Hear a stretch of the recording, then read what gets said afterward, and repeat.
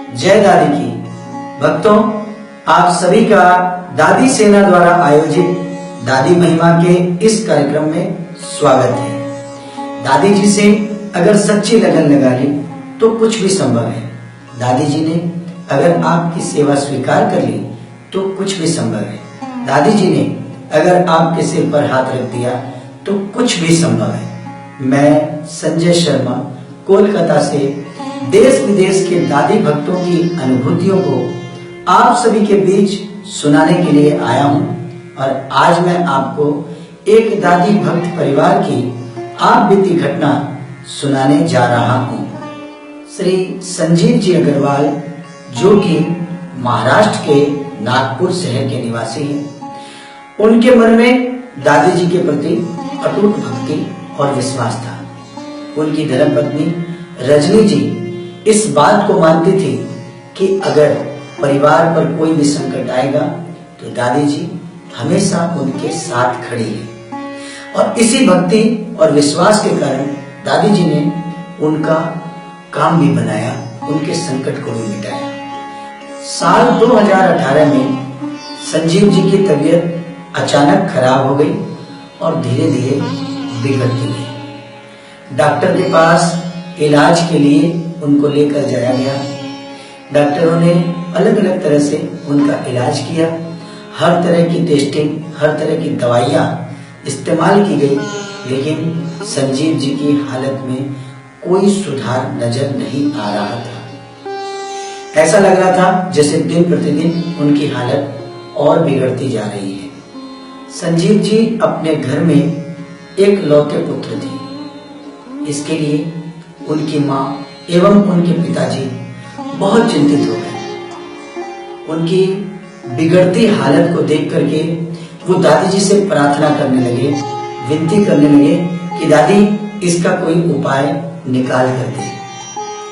रजनी जी को इस बात पर पूरा भरोसा था कि दादी जी उनके पति को जल्दी ही स्वस्थ कर देगी और इसी कामना के साथ वो दादी जी के सामने हमेशा प्रार्थना करती कि दादी जल्दी से जल्दी इस संकट को दूर करें।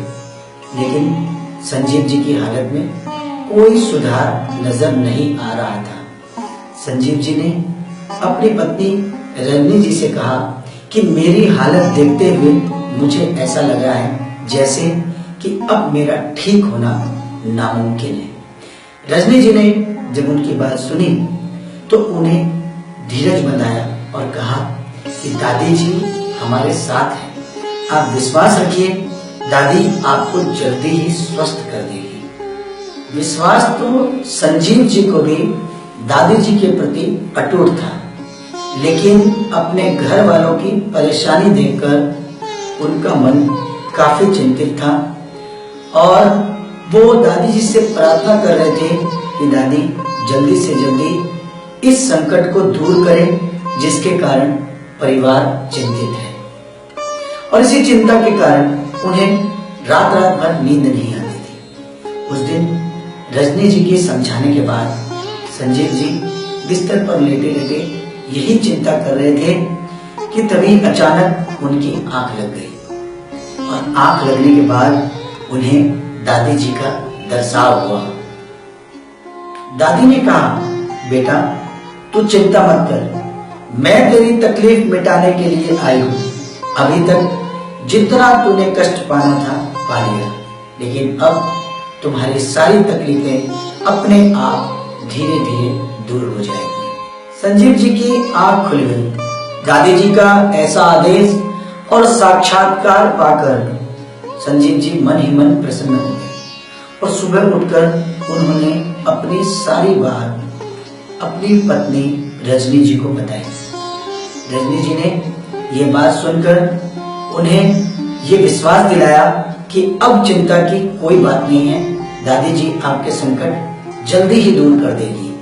और उस दिन के दिन से संजीव जी की हालत में अपने आप धीरे धीरे सुधार होने लगा।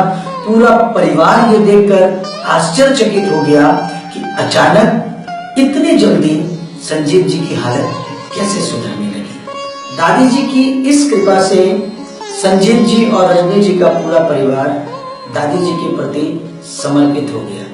उन्हें यह विश्वास हो गया कि जिसके साथ दादी खड़ी है उसका कोई बाल विवाह नहीं कर सकता।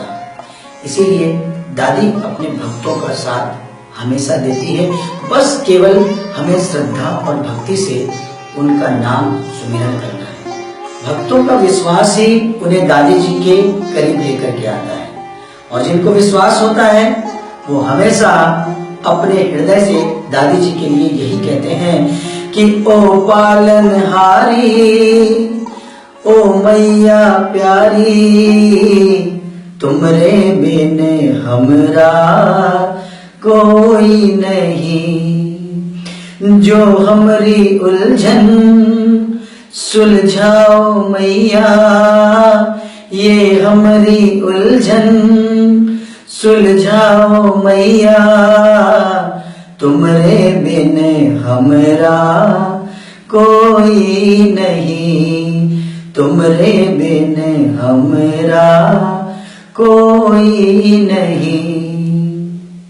तो भक्तों, जो भी आज मेरी इस बात को सुन रहे हैं, मैं उनसे यही कहना चाहता हूं कि कभी भी आपको या आपके परिवार को दादी जी ने प्रत्यक्ष या अप्रत्यक्ष रूप से अपनी अनुभूति कराई है, तो आप अपनी अनुभूतियों को हमारे पास लिख करके या रिकॉर्ड करके भिजवाएं, जिससे हम आपकी बातें दादी भक्तों तक पहुंचा सकें।